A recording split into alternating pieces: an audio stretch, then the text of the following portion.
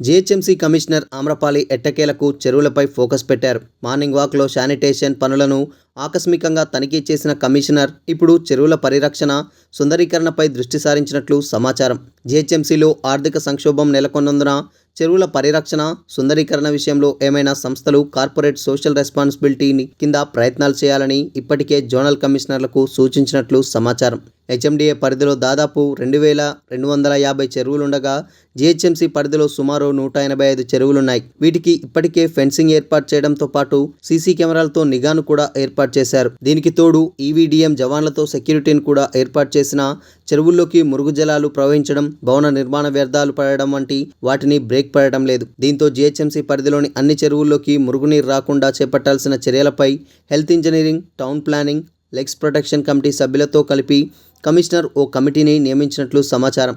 ఈ కమిటీ నగరంలోని మొత్తం 185 చెరువులను క్షేత్రస్థాయిలో సందర్శించి పలు వివరాలను సేకరించాలని సూచించినట్లు సమాచారం. ముఖ్యంగా చెరువులకు చుట్టూ ఫెన్సింగ్ ఉందా లేదా, ఒకవేళ లేనిచో వెంటనే ఏర్పాటు చేయాలని, ఫెన్సింగ్ ఉంటే అది ఎంతవరకు దృఢంగా ఉన్నదన్న విషయాలను పరిశీలించి చెరువులోకి మురుగునీరు రాకుండా చర్యలు చేపట్టాలని సూచించినట్లు సమాచారం. మురుగునీరు చెరువులోకి భారీగా వస్తుందనుకుంటే ఆ చెరువు నీరులోకి ప్రవహించే ముందే వాటిని ట్రీట్మెంట్ ప్లాంట్లోకి పంపి శుద్ధి చేసి చెరువులోకి వదిలితే సివరేజ్ తీవ్రత తగ్గే అవకాశం ఉంటుందని అధికారులు భావిస్తున్నారు. గేటెడ్ కమ్యూనిటీ, విల్లాలు, అపార్ట్మెంట్ల నుంచి సివరేజ్ వాటర్ వస్తున్నట్లు గుర్తిస్తే సదరు భవనం యజమానులకు కానీ ప్లాట్స్ అసోసియేషన్ వారికి కూడా చెరువులోకి మురుగునీరు రాకుండా చూడాలని సూచించాలని ఆదేశించినట్లు సమాచారం.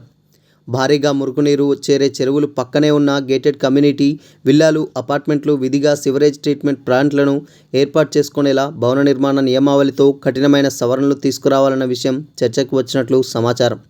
ఈ విషయంలో టౌన్ ప్లానింగ్ అధికారులతో మరోసారి చర్చలు జరిపి అమలు చేసే యోచనలో ఉన్నట్లు సమాచారం.